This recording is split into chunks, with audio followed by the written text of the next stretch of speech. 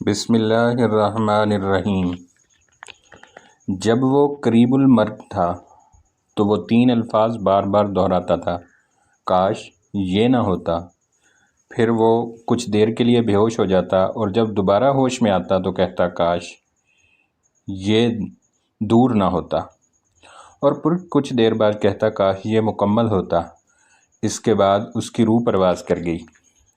ایک صالح شخص نے اس نیک شخص کو خواب میں دیکھا اور اس سے پوچھا کہ وہ مرنے کے وقت یہ الفاظ کیوں دہرا رہا تھا۔ نیک شخص نے اسے پورا واقعہ بتایا۔ اس نے کہا، ایک دن وہ راستے میں جا رہا تھا اور اس کے پاس ایک پرانا کپڑا اور ایک نیا کپڑا تھا۔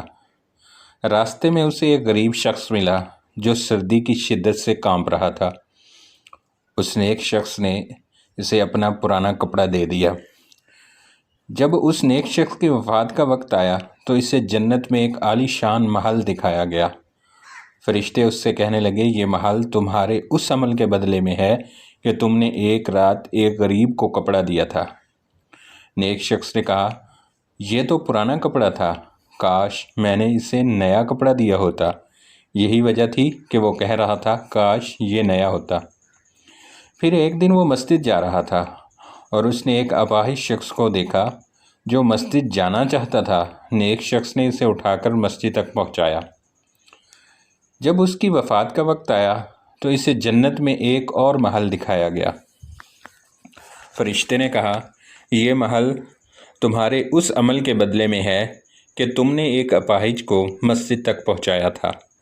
نیک شخص نے کہا، مسجد تو قریب تھی، کاش مسجد دور ہوتی تو میں اسے زیادہ مدد کر پاتا۔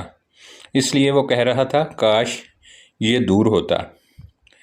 ایک دن وہ راستے میں کچھ کھانے کے ساتھ جا رہا تھا اور اس کے پاس ایک روٹی اور کچھ آدھی روٹی تھی۔ اس نے ایک بھوکے مسکین کو دیکھا اور اسے آدھی روٹی دے دی۔ جب وہ مرنے کے قریب پہنچا تو اسے ایک اور محل جنت میں دکھایا گیا۔ فرشتے کہنے لگے، یہ محل تمہارے اس عمل کے بدلے میں ہے کہ تم نے آدھی روٹی ایک مسکین کو دی تھی۔ نیک شخص نے کہا، کاش میں نے اسے پوری روٹی دی ہوتی۔ اس لیے وہ کہہ رہا تھا، کاش یہ مکمل ہوتا۔ یہ واقعہ ہمیں یہ سبق دیتا ہے کہ بظاہر چھوٹے اور معمولی نظر آنے والے اعمال اللہ کے ہاں بہت بڑی اہمیت رکھتے ہیں۔ اس لیے ہمیں کبھی بھی کسی نیک عمل کو حقیر نہیں سمجھنا چاہیے۔ ہو سکتا ہے کہ وہی عمل ہمارے لیے جنت میں ایک محل بنا دے۔